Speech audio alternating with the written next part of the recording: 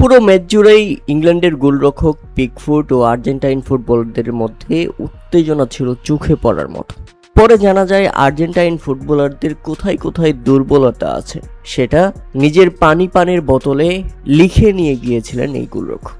আর তাতে আলোচনায় আসে সুইজারল্যান্ডের সঙ্গে 1-1 গোলের সমতায় পর ট্রাইব্রেকারে 5-3 ব্যবধানে জিতেছিল ইংলিশরা।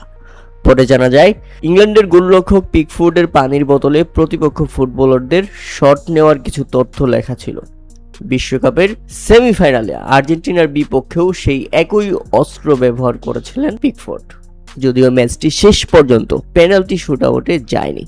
রুদ্ধশ্বাস শেষ মুহূর্তে আর্জেন্টিনা ইংল্যান্ডকে নাটকীয়ভাবে 2-1 গোলের ব্যবধানে হারিয়ে দিয়েছে।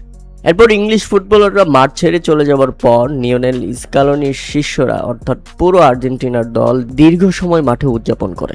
উদযাপনের এক পর্যায়ে মাঠের ভিতরে সেই পানির বোতলটি খুঁজে পান আর্জেন্টিনা দলের প্রধান ফিজিওথেরাপিস্ট মার্সেলো ডি আন্দ্রেয়া।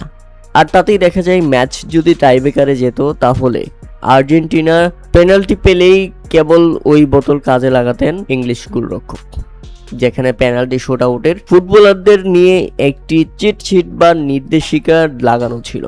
সেই বোতলে প্রতিপক্ষ খেলোয়াড়রা কোন দিকে শট নিতে পছন্দ করেন সেই তথ্য উল্লেখ থাকে, যা গোলরক্ষক পেনাল্টি ঠেকানোর জন্য প্রস্তুতি নেন। ডি আন্দ্রেয়া বোতলটি লিওনেল মেসি, নিকোলাস গঞ্জালেস ও মার্কাস সেনেসির কাছে নিয়ে যান।